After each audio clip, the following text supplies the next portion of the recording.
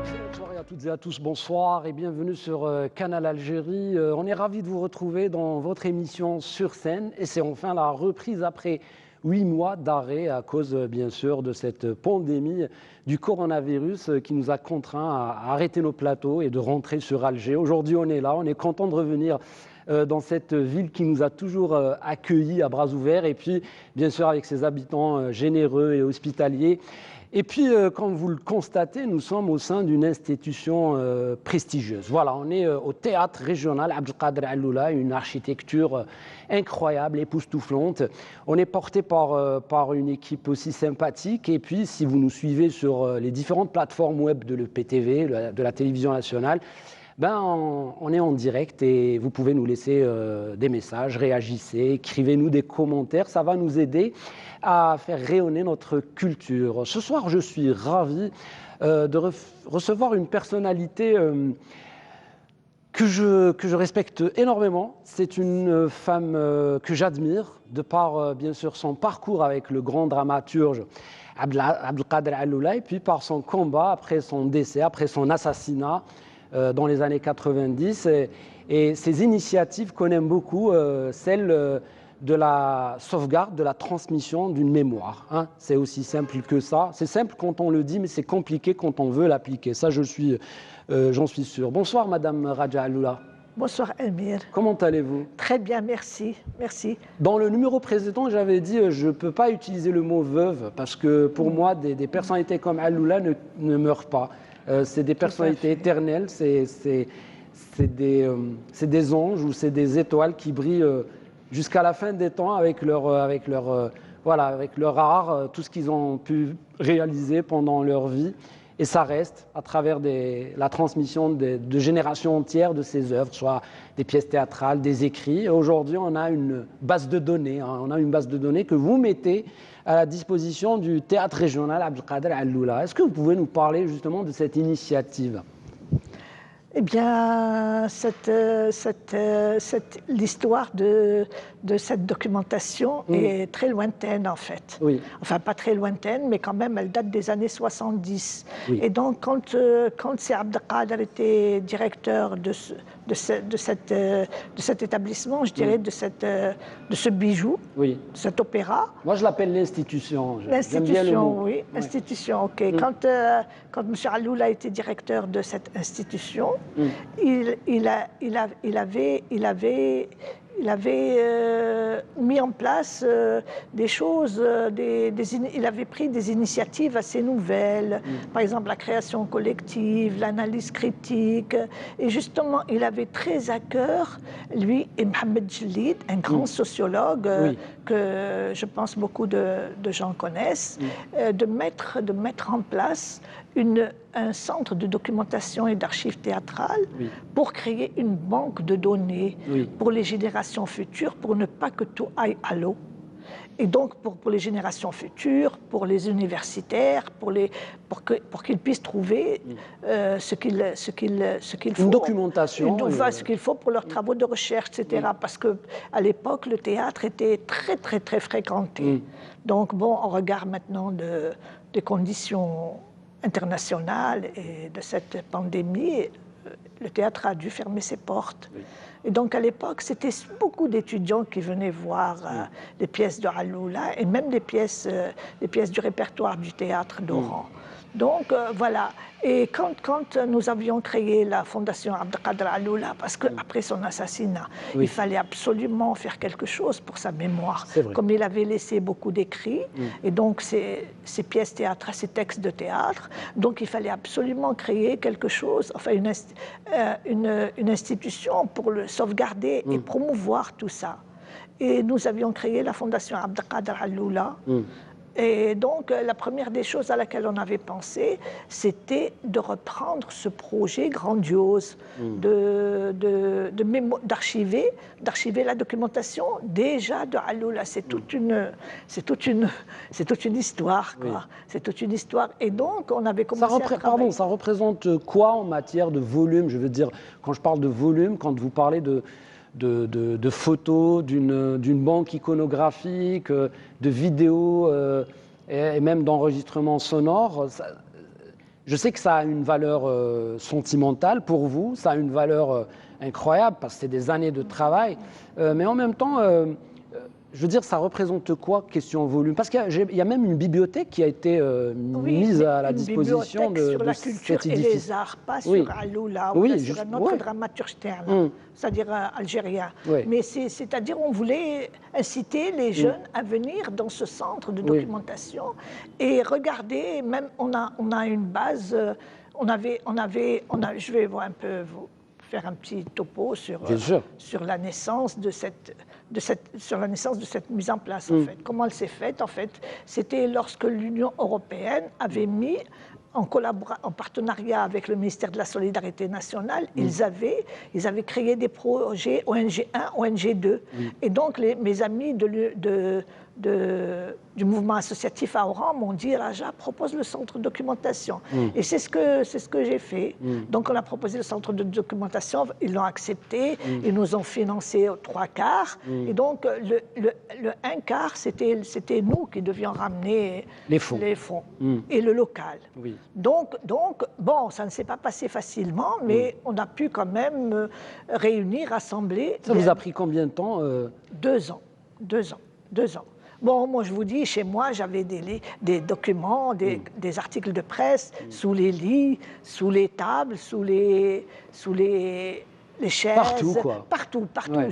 J'en avais tellement marre de voir partout de la paperasse. Ouais. Il fallait trier, il fallait mettre ça par ordre chronologique, peut-être. Il fallait les trier, il fallait les articles de presse, il fallait les découper, faire des pressbooks.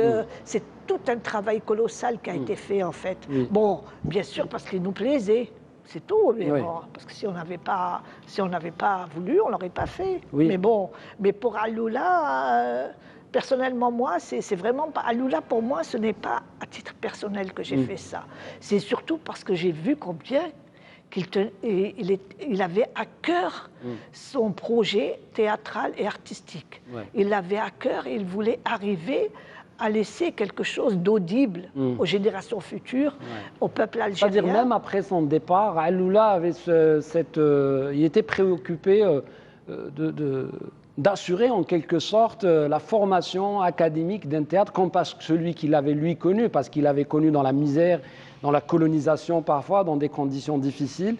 Après son départ, certainement, il s'est dit, ouais, moi je vais laisser quelque chose pour mes concitoyens, pour les générations futures, et ça va être ça va être mes mémoires, mes réflexions, mes pensées, mes écrits, et mon combat aussi humanitaire, parce que quand on parle aussi de Abdelkader Alloula, en dehors du théâtre, en dehors de ce qu'il a pu écrire, de ce qu'il a pu mettre en scène, c'était quelqu'un qui avait une vie sociale avec tous les Oranais, tous les Algériens, avec sa 4L, il sillonnait voilà, des endroits peut-être où beaucoup de responsables ne partiraient pas.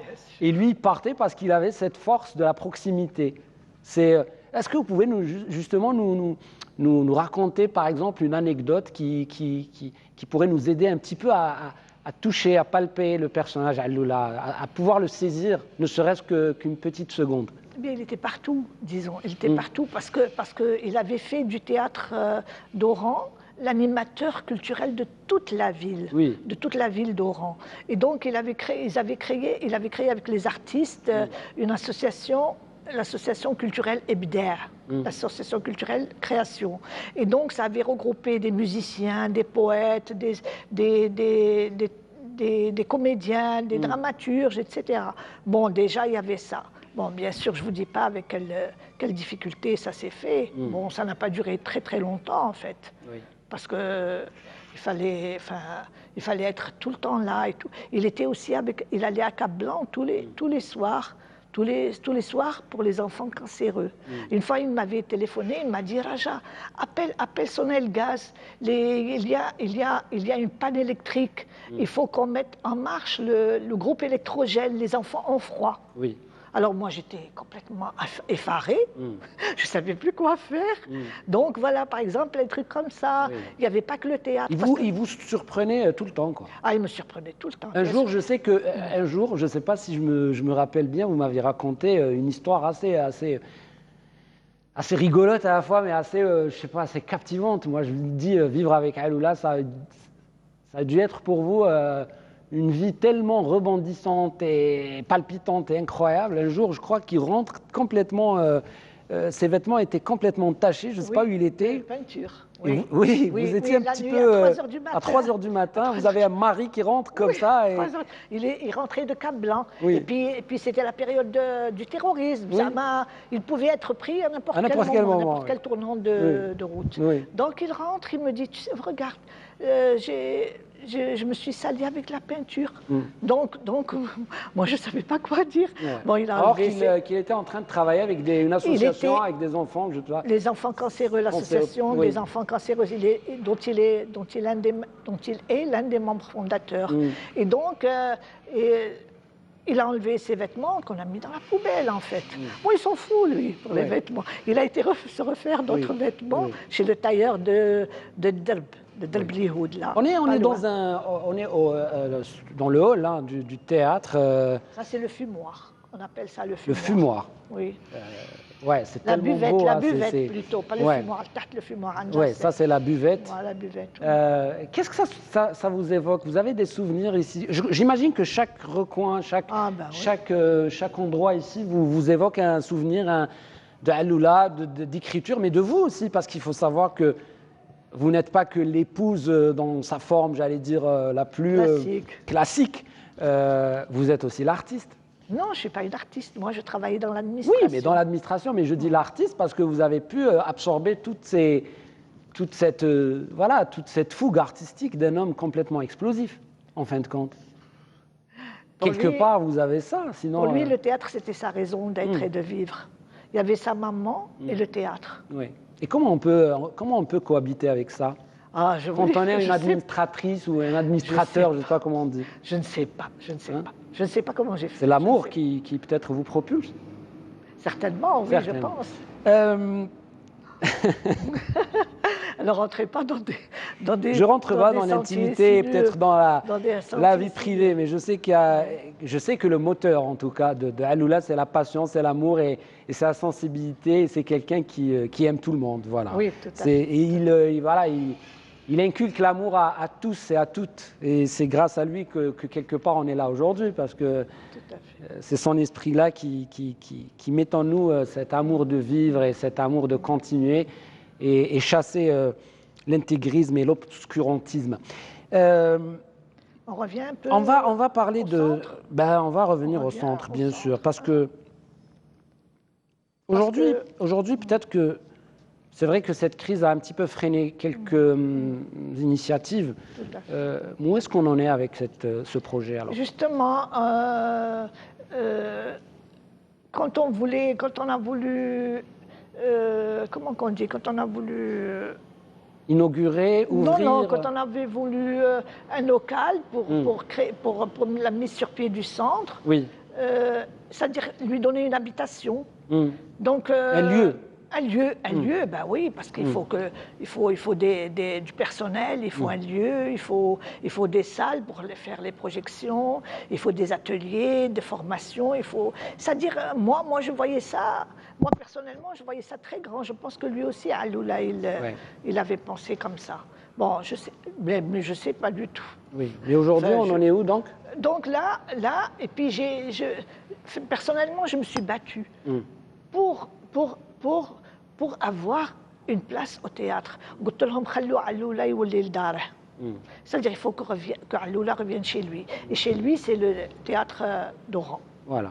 Donc, heureusement que M. Mourad Snoussi a accepté d'accueillir le centre de documentation. Et donc, on a commencé à déménager parce qu'on avait un petit local dans un centre culturel. Dans un quartier périphérique d'Oran. Et donc, on a déménagé un peu de documentation. Et puis, le 10 mars 2020, on a fait un hommage, le TRO a fait un hommage à Alloula pour montrer à nos amis et aux amoureux du théâtre qu'en fait, ça y est, Alloula revient au théâtre. Et puis, la pandémie. C'est dommage. Voilà, mais ce n'est que partie remise, je pense, et que tant qu'il y a ce trésor-là, cet héritage, ce legs de Alloula, je pense qu'il y aura toujours des personnes qui vont se battre pour qu'il soit à la portée de tous Inch'Allah. et accessible à tous les jeunes qui veulent bien sûr connaître l'histoire de ce grand homme et de ce grand monsieur. On va se la jouer cash ce soir. On va être très clair. Oui.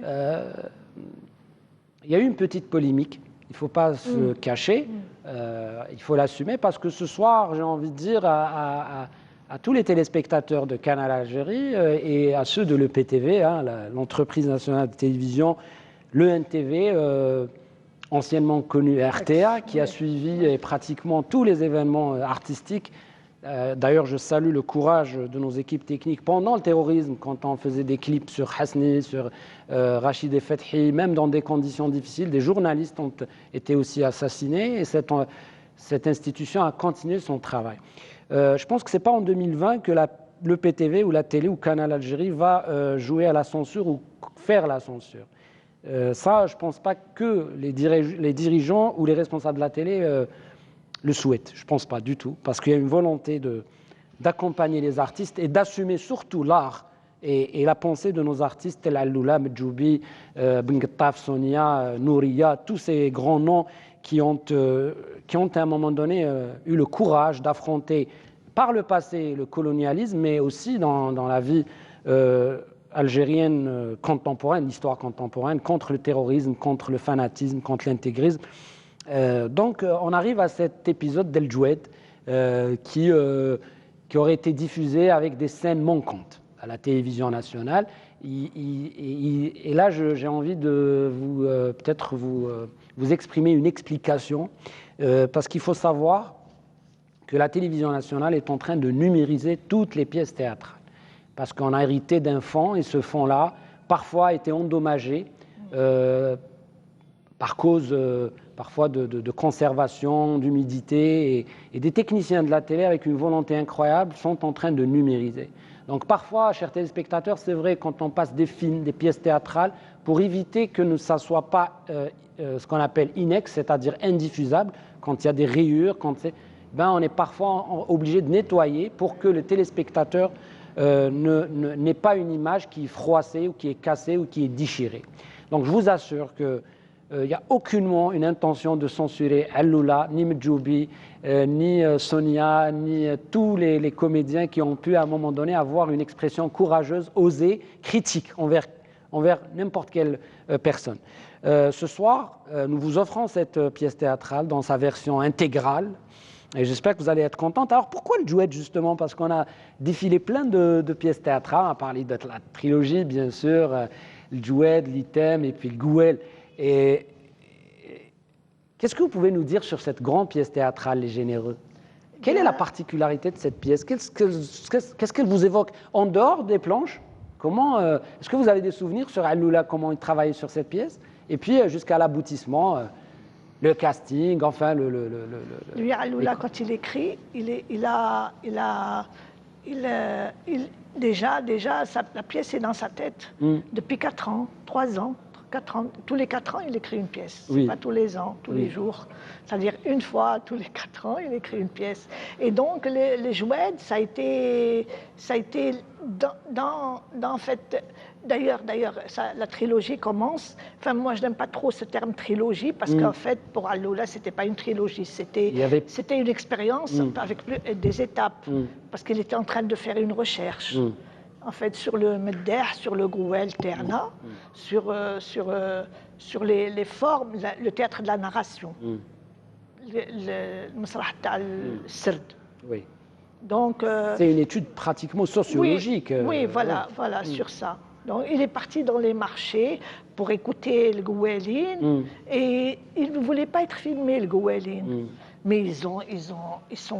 Alors, ils passent du chant à la poésie sans transition, comme ça, par miracle, comme ça. C'est un patrimoine, ça, c'est un patrimoine très, très, très, très important. Chez Al-Melhoun aussi, il demandait à Blaha Benziane de lui ramener la poésie de Cheikh Al-Khaldi, parce qu'il s'inspirait beaucoup de la poésie de Cheikh Al-Khaldi pour écrire les ballades, les Djoued, etc. Donc, c'était C'était une recherche qui était encore en cours. D'ailleurs, sur le dossier que j'avais récupéré, qu'ils avaient récupéré le jour de son assassinat, qui est taché de sang, comme il allait faire une conférence au Palais de la Culture, il avait mis expérience non achevée et en cours. C'est-à-dire avant d'être assassiné, et avant de mourir, il a laissé l'expérience ouverte. Ouais. C'est-à-dire, bon... C'est une invitation, à continuer le combat et à continuer la recherche et à la transmission. Est-ce que vous vous rappelez de la première de L'Djoued? Oui, je me rappelle. Comment il était à Lula? Il était très... Bon, il n'était pas Huawei, il ne voyait jamais ses pièces de la salle. Il était dans les coulisses, il écoutait. Et donc, il fumait beaucoup. Ah, il fumait beaucoup. Ouais, c'est pas à cause des pièces, c'est parce que... Il n'était pas stressé quand en même temps, il se cachait un petit peu dans les coulisses de cet édifice? Il était dans le fumoir toujours, en train d'aller et de venir, en train d'écouter. Et à quel moment à quel moment il percevait le feedback? C'est-à-dire à quel moment il voulait avoir une idée sur la réception de ce qu'il a réalisé? Est-ce qu'il vous l'a posé à vous la question ou il guettait un petit peu les applaudissements, les réactions du spectateur? D'ailleurs, il avait les applaudissements. De toute façon, le public réagissait comme c'était pratiquement énormément de jeunes qui venaient, beaucoup d'étudiants, des universitaires qui venaient voir ses pièces. Et donc, il avait tout de suite les réactions à chaud du public. Et c'était toujours, les applaudissements étaient toujours pour une phrase, pour une réplique, une réplique d'un comédien. Et les chants de Haïmour étaient vraiment extraordinaires aussi. Oui. Vous citez Haïmour, mais j'ai envie aussi que vous nous parliez un petit peu de Serrat, de ces gens qui ont embarqué dans cette grande aventure. Qu'est-ce que vous pouvez nous dire sur cette ambiance-là qui manque aujourd'hui? Parce qu'on les voyait dans le tournage, quand il y avait cette pièce qui était filmée, on les voyait dans les coulisses en train de se maquiller. Ils étaient comme des mômes, comme des enfants avec des grands yeux comme ça. On dirait qu'ils allaient monter pour la première fois sur les planches d'un théâtre. Est-ce que c'est ça? C'était tout le temps ça? C'était un phénomène, c'était phénoménal. Quand il rentrait Serrat sur scène, le public se levait pour l'applaudir. Mais il pouvait rentrer 10 fois de suite, le public applaudissait. Allez l'applaudir. Oui, le public applaudissait. Ça, c'était spécial à Serrat. Mais d'ailleurs, Aloula me disait, tu sais, Serrat, c'est un lion de la scène, c'est-à-dire il n'a pas besoin de beaucoup d'indications. Il avait énormément de talent, etc. Bon, les autres aussi, mais bon, moi, je ne peux pas juger des autres. Parce que la pièce, c'était une troupe, c'était un groupe de comédiens. Chacun donnait son talent. Son talent et sa valeur ajoutée, parce que chacun avait son histoire. Abdelkader Belkaïd. Oui, Abdelkader Belkaïd. Magnifique. Fadela Hachmaoui, Brahim Hachmaoui aussi. Yamina Rassoul. Yamina Rassoul. Chacun avait son look. Chacun avait son... Mohamed Hadar, bien sûr, tout à fait, tout le temps présent. Oui, dans le premier tableau. Dans le premier tableau. Alors il rentre au zoo, comme ça, avec du pain ramassé chez les voisins, et puis il se balade à travers les animaux pour leur donner à manger. Oui, et Haïmour, bien sûr, magistral aussi. Haïmour, oui. Magistral. Ce fut un temps. Oui, mais je pense j'espère qu'à travers ces transmissions et ce transfert, on réussira peut-être à arriver à cette période où le théâtre brillait, où le théâtre algérien brillait. C'était à son apogée. Et puis c'était un théâtre qui était complètement singulier, atypique, particulier, de l'algérianité, c'était nous. Je ne sais pas, j'ai envie de rendre hommage aussi à Rachidou Fethi qui a accompagné cette aventure. Oui, c'est eux qui ont fait la musique de scène. Mais oui, bien sûr. Oui. C'est Rachidou Fethi, c'est eux qui ont fait la musique. C'est pour dire aussi leur multi-présence ou leur omniprésence dans la scène artistique algérienne. Ils ont été sollicités par Aloula et ils n'ont pas... Ils ont répondu présent. Ils ont répondu présent, bien sûr. À la scénographie, il y avait Boukhari Zarrouqi. Boukhari Zarrouqi, les décors, oui. J'ai envie tous de les citer, franchement. Ben J'ai oui, envie de les citer parce que c'est des... Il faut les citer, bien voilà, sûr. c'est la télévision, c'était Zakaria qui avait Oui, qui avait filmé pour la ramené son télévision. équipe comme aujourd'hui pour Oui, oui, capter qui avait filmé pour la télévision. les Tout à images fait, et c'est puis envoyer Zakaria, ces oui. femmes monter partout avec Oui, le oui, ticket, il a fameux filmé ticket. la rentrée du théâtre. Ouais. C'était extraordinaire. Oui. Ben, merci beaucoup, Madame Raja. Ça a été rapide en tout cas. On a bien discuté. On a essayé de survoler parce que pour parler de Alula, il faut ramener. On allait ramener des chercheurs en histoire, comme Fouad Soufi peut-être, pour nous parler à travers les travaux du CRASC aussi sur justement l'impact de ces hommes sur la société algérienne, sur le comportement bien sûr de nos concitoyens et le comportement de l'artiste, en tout cas aujourd'hui en 2020. Beaucoup de choses ont changé, c'est normal. Hein. Aujourd'hui, on n'est plus au même... C'est une autre génération, mais il faut l'intéresser à travers justement ces programmes, comme on fait aujourd'hui, revisiter le théâtre algérien, regarder des pièces. Et franchement, c'est des pièces qui transpercent le temps parce qu'elles sont contemporaines, avant-gardistes. Et elle parle de beaucoup de choses qu'on vit aujourd'hui, mais autrement, tout simplement. Je vous remercie infiniment. Merci d'avoir accepté, malgré la difficulté du contexte actuel sanitaire. Ben, je sais que c'est difficile et j'espère en tout cas qu'on va endiguer à jamais cette épidémie. Je remercie Nabil Tribech de nous avoir chapeauté au niveau de la réalisation avec une équipe sympathique de jeunes ici présents au niveau du théâtre régional Abdelkader Alula. Et puis on remercie ceux qui nous ont accueillis, bien sûr l'équipe du TRO Abdelkader Alula, à leur tête Mourad Snoussi, qui répond toujours présent quand on le sollicite. Merci à vous, chers amis téléspectateurs, d'être sur Canal Algérie. Ne zappez pas, parce que tout de suite vous aurez droit à la grande pièce d'Abdelkader Alula, le Djoued, avec des comédiens incroyables, notamment Serat Boumdine, Himour, et puis Mohamed Adar, Yamina Rassoul, Brahim Fadela Hachmaoui, Ibrahim Hachmaoui et Rassoul Yamina. Et puis la musique est signée Rachid Fethi et c'est une pièce tout simplement cultissime. Profitez, restez sur Canal. Moi je vous dis au revoir, prenez soin de vous et gardez les mesures barrières. Ciao, au revoir.